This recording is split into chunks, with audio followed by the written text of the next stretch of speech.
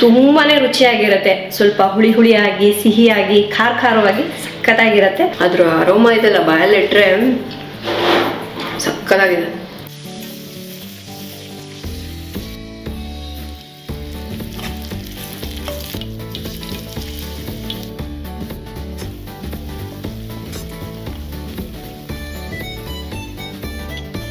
ಇದು ಚೆನ್ನಾಗಿ colour change ಆಗೋವರೆಗೂ ಈ ರೀತಿ ಮಧ್ಯ ಮಿಕ್ಸ್ ಮಾಡ್ತಾ ಬೇಯಿಸ್ಕೋಬೇಕು. ಇವತ್ತು ಹೊರಗಡೆ ಮಾರ್ಕೆಟ್ಗೆ ಅಂತ ಹೋಗಿದ್ದೆ ತರಕಾರಿ ತಗೊಳ್ ಬರೋಕ್ಕೆ. ಆವಾಗ ನನಗೆ ಈ ಹಸಿಮೆಣಸಿನ್ಕಾಯಿ ಕಾಣಿಸ್ತು. ಸೊ ಇದು ಎಲ್ಲ ಕಡೆ ಸಿಗತ್ತೆ ಇವಾಗ.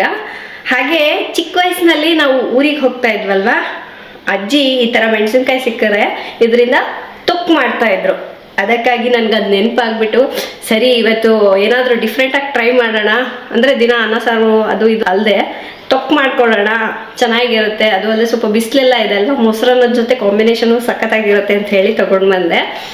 ಆ್ಯಂಡ್ ಹಾಗೆ ಇದು ತುಂಬಾ ರುಚಿಯಾಗಿರುತ್ತೆ. ಸ್ವಲ್ಪ ಹುಳಿ ಹುಳಿಯಾಗಿ, ಸಿಹಿಯಾಗಿ, ಖಾರವಾಗಿ ಸಖತ್ತಾಗಿರುತ್ತೆ. ಮಾಡೋದು ಕೂಡ ತುಂಬಾ ಈಸಿ ಇದೆ. ಬನ್ನಿ ತೋರಿಸ್ತೀನಿ. ನಾನಿಲ್ಲಿ 1 ಕಪ್ನಷ್ಟು ಈ ಹಸಿಮೆಣಸಿನ್ಕಾಯಿನ ಚೆನ್ನಾಗಿ ನೀಟಾಗಿ ತೊಳೆದು ಒರೆಸಿಟ್ಕೊಂಡಿದ್ದೀನಿ. ಫ್ರೆಂಡ್ಸ್, ಫಸ್ಟು ಹಸಿಮೆಣಸಿನ್ಕಾಯಿ ತೊಟ್ಟನೆಲ್ಲ ತಕ್ಕೋಬೇಕು. ಆಮೇಲೆ ಇದನ್ನ ಈ ರೀತಿ ಮಧ್ಯ ಸೀಳ್ಬಿಟ್ಟು ಇದರಲ್ಲಿರುವಂತಹ ಬೀಜನ ತೆಗಿಬೇಕು. ಯಾಕಂದರೆ ಇದು ಸಿಕ್ಕಾಪಟ್ಟೆ ಖಾರ ಇರುತ್ತೆ. ಹಾಗಾಗಿ ಇದರಲ್ಲಿರುವಂತಹ ಬೀಜನೆಲ್ಲ ಈ ಥರ ರಿಮೂವ್ ಮಾಡೋಣ. ನನಗೆ ಇನ್ನೊಂದು ಏನು ಗೊತ್ತಾ, ತುಂಬ ಜನರು ಬ್ಯಾಚುಲರ್ಸ್ ನಮ್ಮ ವೀಡಿಯೋಸ್ನ ನೋಡ್ತಾರೆ. ನನಗೆ ಹೇಳ್ತಿರ್ತಾರೆ ಕಾಮೆಂಟ್ಸ್ ಮಾಡಿ, ಅಕ್ಕ ನಿಮ್ಮ ವೀಡಿಯೋಸ್ ನಾವು ನೋಡ್ತಾ ಇರ್ತೀವಿ, ರೆಸಿಪೀಸ್ ಎಲ್ಲ ತುಂಬ ಈಸಿಯಾಗಿರುತ್ತೆ, ಇನ್ನೂ ಈ ಥರದ್ದು ಏನಾದರೂ ಈಸಿ ರೆಸಿಪೀಸ್ ಹೇಳ್ಕೊಡಿ. ನಾವು ಆಫೀಸ್ಗೆ ಹೋಗಿ ಬಂದು ಮನೇಲಿ ಕುಕ್ ಮಾಡೋಕ್ಕೆ ಟೈಮ್ ಇರಲ್ಲ, ಹಾಗಂತ ಹೇಳಿ ಹೊರಗಡೆದು ಏನೋ ಒಂದು ತಿನ್ನೋಕ್ಕೆ ಆಗಲ್ಲ, ಎಷ್ಟು ದಿವಸ ಅಂತ ಹೊರಗಡೆ ತಿನ್ನೋಣ. ಈ ಥರ ನೀವು ಈಸಿ ರೆಸಿಪೀಸ್ ಹೇಳ್ತಾ ಬಂದರೆ ನಮಗೂ ಹೆಲ್ಪ್ ಆಗುತ್ತೆ.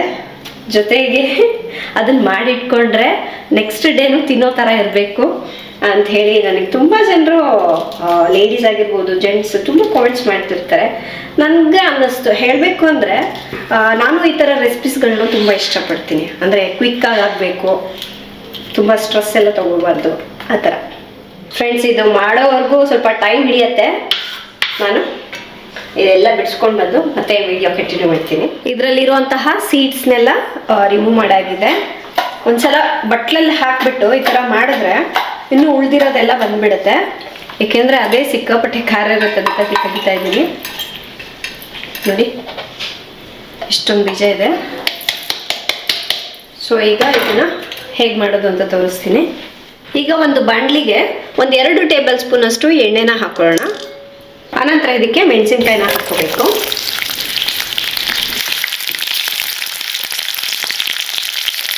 ರುಚಿಗೆ ತಕ್ಕಷ್ಟು ಉಪ್ಪು. ಇದು ಚೆನ್ನಾಗಿ ಸಾಫ್ಟ್ ಆಗೋವರೆಗೂ ಎಣ್ಣೆಲೆ ಫ್ರೈ ಮಾಡ್ಕೋಬೇಕು.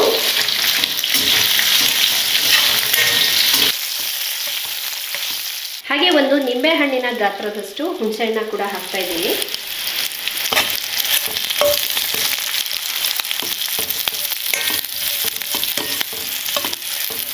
ಜಸ್ಟ್ ಒಂದು 2 ನಿಮಿಷ ಇದನ್ನ ಈ ರೀತಿ ಫ್ರೈ ಮಾಡ್ಕೊಂಡ್ಬಿಟ್ಟು ಸ್ಟವ್ನ ಆಫ್ ಮಾಡ್ಕೊಂಡ್ಬಿಡೋಣ.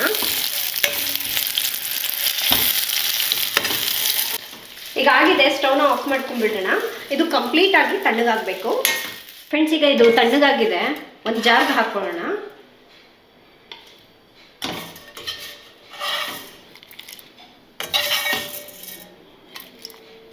ಇನ್ನು ಇದಕ್ಕೆ ನೀರೇನು ಹಾಕ್ದಲೇ ಗ್ರೈಂಡ್ ಮಾಡ್ಕೊಳ್ಳೋಣ.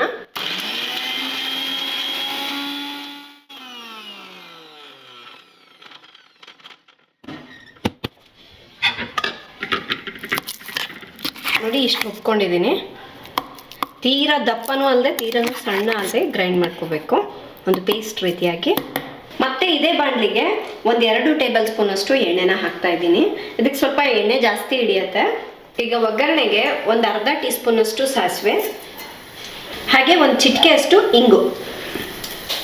ಸಾಸಿವೆ ಚಿಟಪಟ ಅಂದಮೇಲೆ ನಾವು ರುಬ್ಕೊಂಡಿದ್ವಲ್ವ ಈ ಮೆಣಸಿನ್ಕಾಯಿ ಪೇಸ್ಟ್, ಇದನ್ನು ಇದಕ್ಕೆ ಹಾಕೊಳ್ಳೋಣ. ಇದೆಲ್ಲ ಹಾಕಿ ಚೆನ್ನಾಗಿ ಮಿಕ್ಸ್ ಮಾಡ್ಕೋಬೇಕು.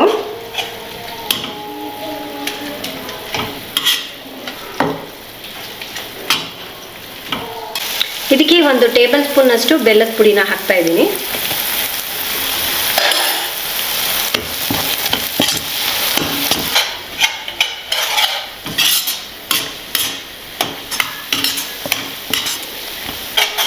ಇದು ಚೆನ್ನಾಗಿ ಕಲರ್ ಚೇಂಜ್ ಆಗೋವರೆಗೂ ಈ ರೀತಿ ಮಧ್ಯ ಮಧ್ಯ ಮಿಕ್ಸ್ ಮಾಡ್ತಾ ಬೇಯಿಸ್ಕೋಬೇಕು. ಫ್ರೆಂಡ್ಸ್, ಈಗ ಆಗಿದೆ, ಈಗ ಕಲರ್ ಕೂಡ ಚೇಂಜ್ ಆಗಿದೆ, ಚೆನ್ನಾಗಿ ಹಸಿ ವಾಸನೆ ಎಲ್ಲ ಹೋಗಿದೆ. ಎಲ್ಲ ಆದಮೇಲೆ ಈ ಕಲರ್ ಬರುತ್ತೆ. ಈಗ ಸ್ಟವ್ನ ಆಫ್ ಮಾಡ್ಕೊಂಡ್ಬಿಡೋಣ. ಫ್ರೆಂಡ್ಸ್, ಈಗ ತೊಕ್ಕು ರೆಡಿಯಾಗಿದೆ, ತಣ್ಣಗಾಗಿದೆ. ಈಗ ಒಂದು ಸ್ವಲ್ಪ ತಗೊಳ್ತೀನಿ.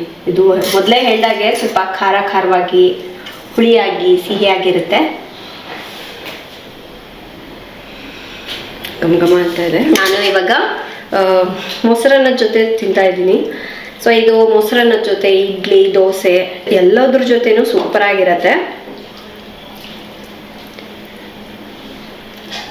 ಸೊ ಯಾವತ್ತಾದರೂ ಒಂದು ಲೇಸಿ ಡೇ ಅಂತ ಇರುತ್ತಲ್ಲ ನಮ್ಮೆಲ್ಲರಿಗೂ, ಸೊ ಅಂಥ ಟೈಮಲ್ಲಿ ಈ ಥರ ತೊಕ್ಕು ಮೊಸರನ್ನ ಜೊತೆ ತಿಂದರೆ ಆಹಾ, ಅದ್ರ ಅರೋಮ ಇದೆಲ್ಲ ಬಾಯಲ್ಲಿಟ್ರೆ ಸಕ್ಕತ್ತಾಗಿದೆ. ಈ ಖಾರ, ಹುಳಿ, ಸಿಹಿ ಯಾರಿಗೆ ಇಷ್ಟ ಆಗತ್ತಲ್ಲ, 3 ಮಿಕ್ಸ್ ಆಗಿ ತಿನ್ನೋದು ಅಂಥವ್ರಿಗೆ ಇದು ಮಾತ್ರ ಅಲ್ಟಿಮೇಟ್ ಆಗಿರುತ್ತೆ. ಪಕ್ಕ ಟ್ರೈ ಮಾಡಲೇಬೇಕು ಫ್ರೆಂಡ್ಸ್, ಅಷ್ಟು ಸಕ್ಕತ್ತಾಗಿದೆ. ನೋಡಿದ್ರಲ್ವಾ? ಹಾಗೆ ಇದನ್ನು ಒಂದು 6 ತಿಂಗಳವರೆಗೂ ಸ್ಟೋರ್ ಮಾಡಿ ಇಡ್ಬೋದು. ಯಾಕೆಂದರೆ ನಾವು ಇದಕ್ಕೆ ನೀರೇನು ಬಳಸಿಲ್ಲಲ್ಲ, ಅದಕ್ಕಾಗಿ ಸೂಪರಾಗಿರುತ್ತೆ. ಯಾವಾಗ ನಮಗೆ ಖಾರ ತಿನ್ಬೇಕು ಅನ್ಸುತ್ತೋ ಅಂಥ ಟೈಮ್ನಲ್ಲಿ ಈ ಥರ ಮೊಸರನ್ನ, ಅನ್ನ ಸಾರು ಅದ್ರ ಜೊತೆನೂ ತಿನ್ಬೋದು. ಸರಿ ಏನಾ, ಇವತ್ತಿನ ರೆಸಿಪಿ ಎಲ್ಲ ಎಂಡ್ ಮಾಡ್ತಾ ಇದ್ದೀನಿ. ತಮ್ಮೆಲ್ಲರಿಗೂ ಇವತ್ತಿನ ಈ ಹಸಿರು ಮೆಣಸಿನ್ಕಾಯಿ ತೊಕ್ಕು ಇಷ್ಟ ಆಗಿದೆ ಅಂದ್ಕೊಳ್ತಾ ಇದ್ದೀನಿ. ಸೊ ಇದಂತೂ ನನ್ನ ಚೈಲ್ಡ್ಹುಡ್ ರೆಸಿಪಿ. ಸೊ ತಮಗೂ ಕೂಡ ಇದು ಚೈಲ್ಡ್ಹುಡ್ ರೆಸಿಪಿ ನೆನಪಿದ್ರೆ ಕಾಮೆಂಟ್ ಮಾಡಿ. ಹಾಗೆ ಈ ವಿಡಿಯೋ ಇಷ್ಟ ಆದರೆ ಪ್ಲೀಸ್ ಲೈಕ್ ಮಾಡಿ, ಶೇರ್ ಮಾಡಿ. ನಾಳೆ ಇನ್ನೊಂದು ಹೊಸ ರೆಸಿಪಿಯೊಂದಿಗೆ ಮತ್ತೆ ಸಿಗ್ತೀನಿ. ಅಲ್ಲಿವರೆಗೂ ಟೇಕ್ ಕೇರ್, ಬಾಯ್.